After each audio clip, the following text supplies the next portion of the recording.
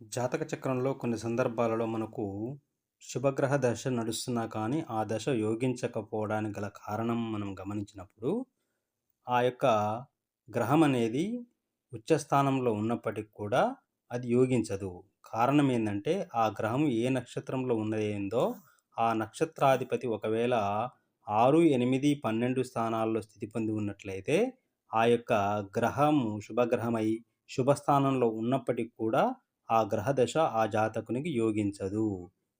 ఇక్కడ మేషలగ్నానికి గురువు భాగ్యాధిపత్యం చేత శుభుడు కర్కాటకంలో ఉచ్చ పొంది ఉంటాడు.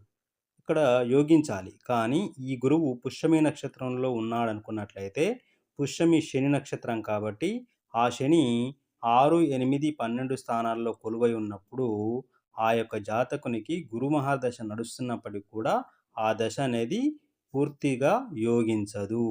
అంటే ఇక్కడ దశమ ఫలితాలనేవి, భాగ్య ఫలితాలనేవి రావు. ఎందుకు ఇక్కడ శని నక్షత్రంలో ఉన్నాడు కాబట్టి, శని 6, 8, 12లో ఉన్నాడు కాబట్టి, ఆ దశ అనేది అతనికి పూర్తిగా శుభ ఫలితాలను ఇవ్వదు. కేవలం 10% మాత్రమే శుభ ఫలితాలను ఇస్తుంది. ఈ విధంగా జ్యోతిష్ శాస్త్రంలో ఉన్నటువంటి కొన్ని నిగూఢమైనటువంటి విషయాల్ని మనము గమనించుకోవాల్సి ఉంటుంది.